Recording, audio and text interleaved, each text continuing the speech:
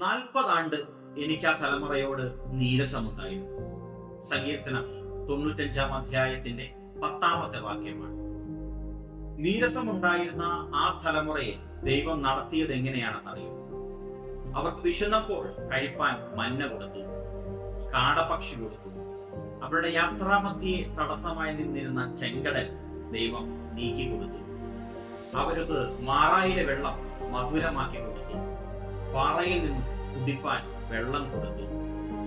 പകൽ സഞ്ചരിക്കുവാൻ മേഘസ്തംഭവും രാത്രി സഞ്ചരിക്കുവാൻ അഗ്നിത്തൂണുകളും ദൈവം അവർക്ക് ഒരുക്കി കൊടുത്തു. അവരുടെ വസ്ത്രം ചെറുതായില്ല, അവരുടെ ചെരുപ്പ് തേനില്ല. ഇങ്ങനെ അത്ഭുതമായാണ് ദൈവം ആ തലമുറയെ, നീരസമുള്ള തലമുറയെ ദൈവം നടത്തിയത്. എങ്കിൽ ഒരു ചിന്ത നിങ്ങളുമായി പങ്കുവയ്ക്കുവാൻ ആഗ്രഹിക്കുന്നു.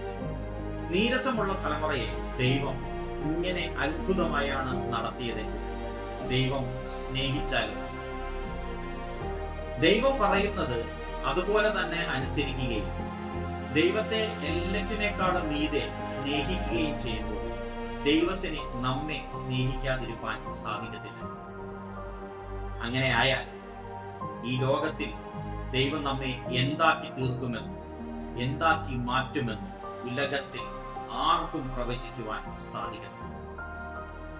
ദൈവം പറയുന്നത് അനുസരിക്കുകയും അതുപോലെ തന്നെ അനുസരിക്കുകയും ദൈവത്തെ എല്ലാറ്റിനേക്കാളും മീതെ, എല്ലാ സാഹചര്യങ്ങളിനേക്കാളും മീതെ ദൈവത്തെ സ്നേഹിക്കുകയും ചെയ്യുകയും അതോടൊപ്പം തന്നെ ദൈവം എന്നെ സ്നേഹിക്കുവാൻ തക്കവണ്ണമാണോ ഞാൻ നടക്കുന്നത്, ഞാൻ പ്രവർത്തിക്കുന്നത്, ഞാൻ ചിന്തിക്കുന്നത് എന്നുള്ളൊരു ബോധ്യം നമ്മുടെ ഉള്ളിൽ ഉണ്ടാവുകയും ചെയ്യുമെങ്കിൽ നമ്മുടെ എല്ലാ അവസ്ഥകൾക്കും മാറ്റം സംഭവിക്കും.